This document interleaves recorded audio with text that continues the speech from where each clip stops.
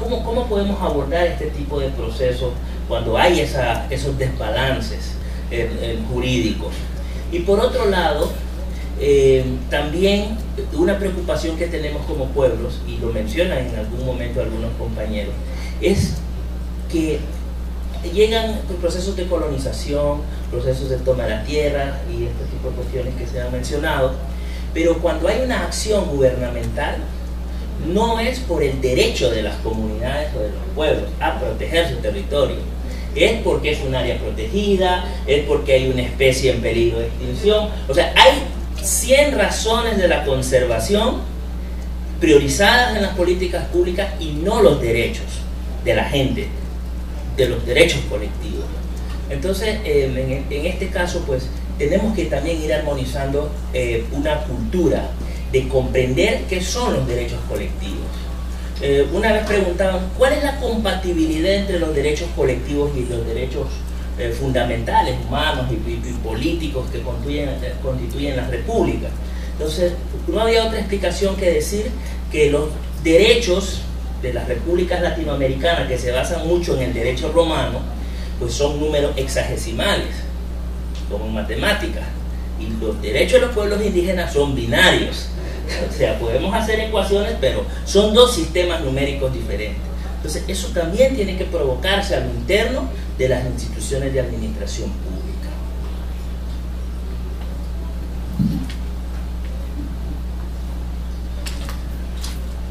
Yo quisiera aclarar algo más que me olvidé decir entre toda la intervención.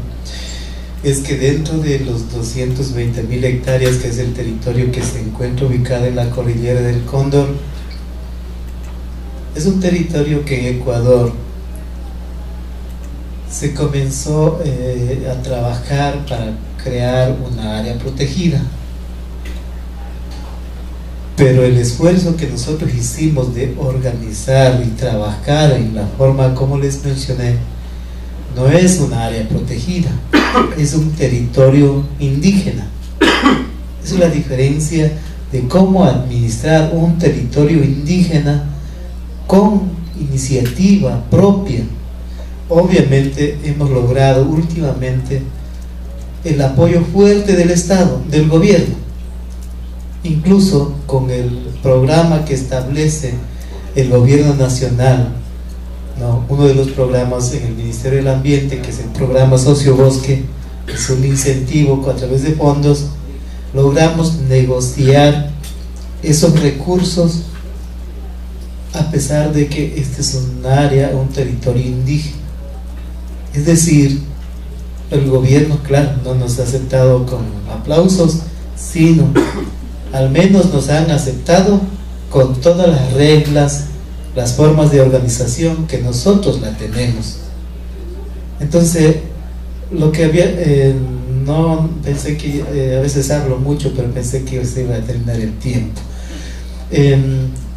Cuando se trata de este tipo de organización, nosotros hemos comenzado a crear microempresas, pero que son sustentables, y además de lo sostenible que estamos pensando, tratando de organizar lo mejor que sea posible dentro del territorio. Es también otra alternativa de desarrollo económico que nosotros estamos planteando.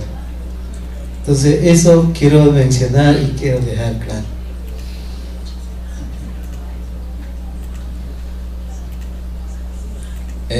Yo también estaba asustado por el tiempo, ¿no?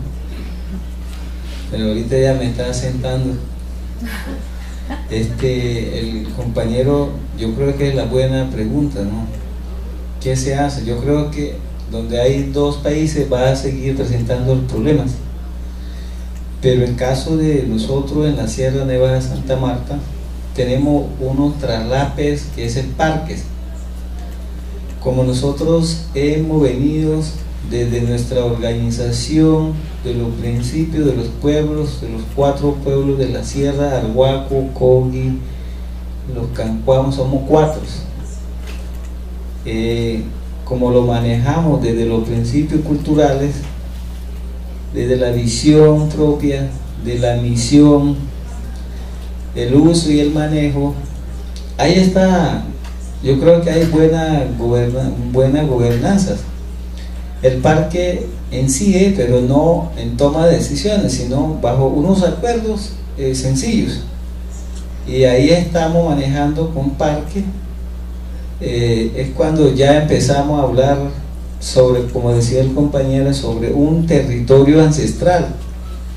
Cuando hablamos de la jurisdicción, claro, ahí va a empezar a presentar las políticas ambientales, institucionales, de gobierno, todo lo que están vigentes. Pero si hablamos de los principios ancestrales de un territorio tradicional, ancestral, está basado de sus principios culturales, el manejo, la visión de ordenamientos, como lo entiendes. Entonces, eso es lo único que hemos hecho, es sentando con esa entidad Parque Sierra Nevadas como bajo unos acuerdos, que qué cosas se necesita, es necesario estar en un acuerdo. Y entonces yo creo que los temas, principios culturales, es un poco más también normativas de nosotros, son propios, ¿no? Pero si hablamos en todos los pueblos, tenemos también, hemos visto los guayú, también la Guajira que tiene Venezuela y Colombia. Si se basa en los principios de los pueblos, tienen sus procesos culturales, sus organizaciones, unidamente. Pero a la lucha es, si como decía la señora que presentó ahorita, como es Ivonne, caso como de iguana, casi somos ese mismo estilo. Nosotros no nos pueden un país limitar el acceso de nuestros territorios, o sea, no puede limitar, si no tenemos accesos. En caso de la Guajira, los guayús, pues va a Venezuela y la Guajira, pero maneja sus procesos políticos, culturales, desde su punto de vista, desde su ley de origen. Estamos enfrentados por la ley colombiana de Venezuela, bueno, pero ahí estamos. Yo creo que ese sería como aporte.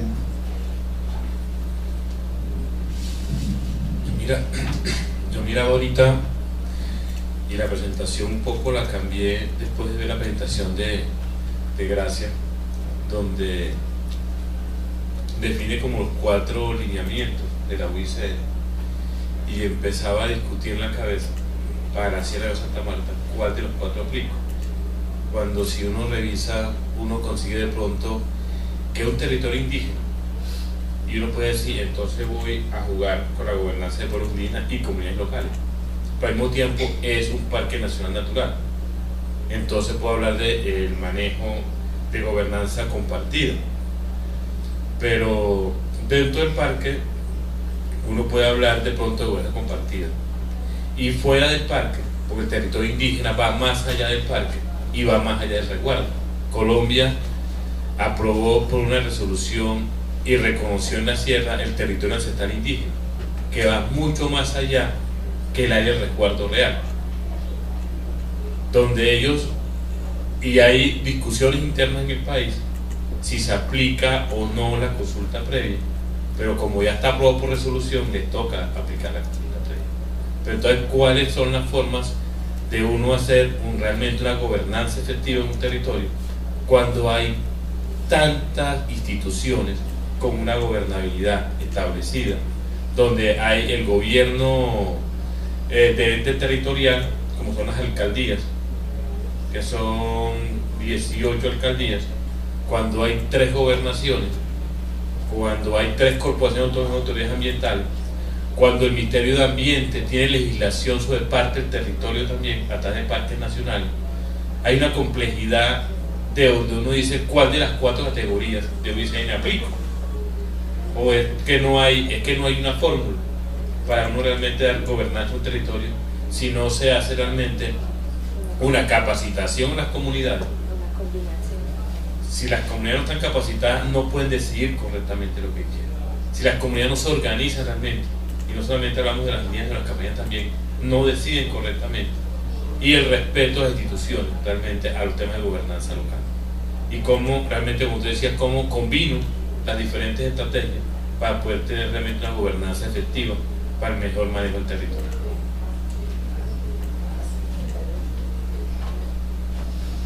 Yo quisiera hacer un comentario sobre lo que mencionó el colega de Nicaragua sobre la problemática en las áreas transfronterizas, ¿no? Es realmente un reto, ¿no? Hay un área en la costa pacífica del Ecuador donde vive el pueblo Wawa.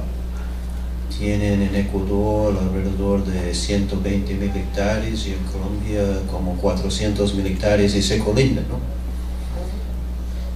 Y tienen organizaciones fuertes, bien unidos, a pesar de las muchas presiones que hay sobre esos territorios, ¿no? Como menciona Gracia, esto es uno de los básicos para poder gobernar, consolidar, controlar un territorio, ¿no?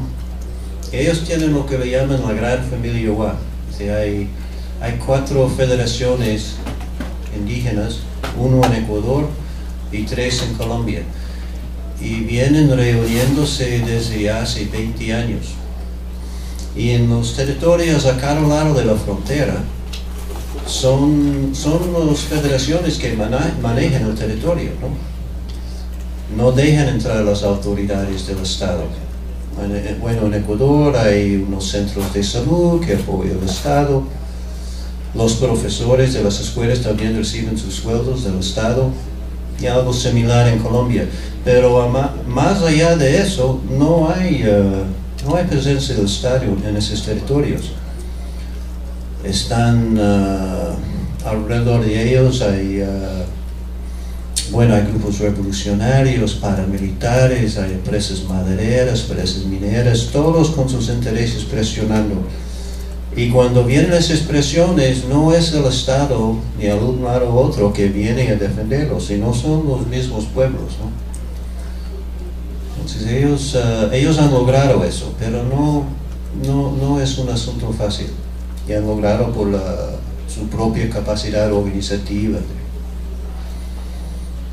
¿Ivonne, iba a decir algo? Sí, quería comentar que las realidades son las realidades y se expresan tal cual, y así debería ser en todos los casos. Me parece que el Caribe es muy diferente. Nosotros no tenemos, al menos en la Hispaniola, comunidades indígenas desde que llegaron los españoles, ¿no? Lamentablemente. Y vivimos en diferentes regímenes donde la autoridad central, el gobierno, es que maneja prácticamente todos los territorios protegidos, y con una lucha de empresas de también crear sus propias áreas.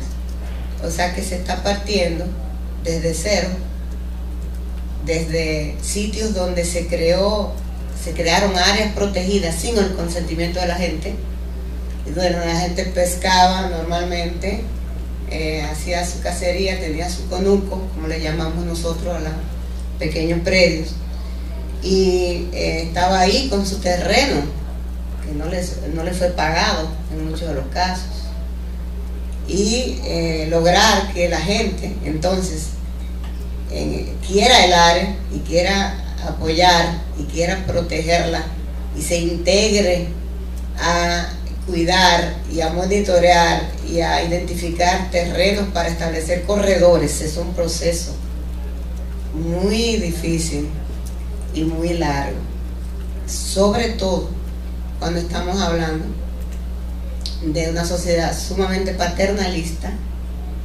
y violenta. O sea, donde la gente es sacada de los sitios sin ningún derecho. El que la gente quiera hacerlo, ya eso es una cosa increíble. Que a pesar de toda la presión que hay y que le falta comida a diario,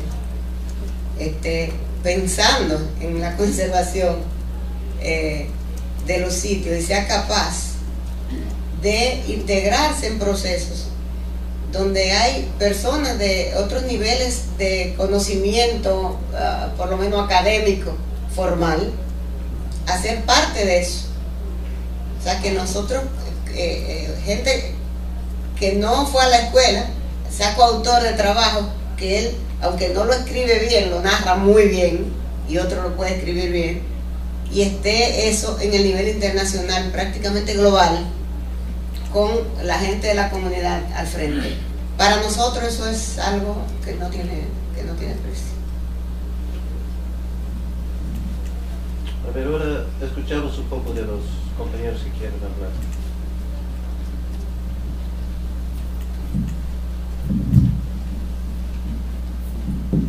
Dando un poquito de continuidad, ¿no?, a la situación del Caribe, que es muy diferente. O sea, perdimos nuestra población indígena antes de ser países, ¿no?, independientes, pero indudablemente mi pregunta tiene y mi aclaración tiene un tipo un poco técnico, ¿no?, ya que se manejaron dos términos, el manejo y la gobernanza. Incluso en español ya manejo no se quiere decir mucho, se habla de gestión, o la cogestión y la gobernanza, pero hay una categoría que es muy, al menos en el contexto nuestro, que es muy importante, que es el tema de la administración. ¿Y por qué me voy a referir a la administración? Porque son cosas diferentes. Cuando se crea el área protegida, en el caso cubano es aprobado por el Parlamento cubano, el tenente, igual, ese es un tema, una palabra muy cubana, el tenente de la tierra o la entidad que va a administrar el área protegida tiene un poder de decisión, que ese poder de decisión es independiente del comanejo. Puede haber comanejo, puede ser muy participativa la gestión, puede haber alianzas de gobernanza, pero así todo la ley dice que el tenente es el administrador fundamental. Por tanto, está más empoderado que las comunidades, que en el caso de nosotros no, las comunidades nunca fueron sacadas de los parques nacionales ni nada. Y sin embargo, ¿qué habría de la comunidad? Que tiene una organización como el resto del país, civil. O sea, si son trabajadores agrícolas, tienen una cooperativa de producción agropecuaria, o son campesinos aislados, o tienen su escuela. Y sí hay relaciones, o sea, por supuesto que hay relaciones, y hay, yo diría que el proceso es muy participativo, pero el administrador del área es el administrador del área. Entonces, que quizás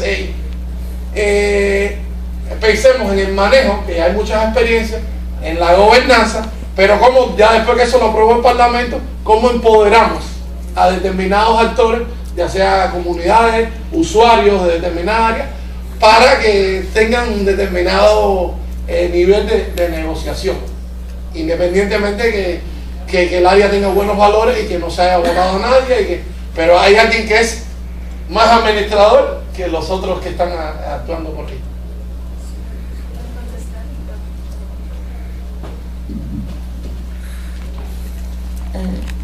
Gracias por esta pregunta que me da la posibilidad de explicar un poco más lo que es el valor del reconocimiento internacional de las ICAs. Porque, ¿verdad?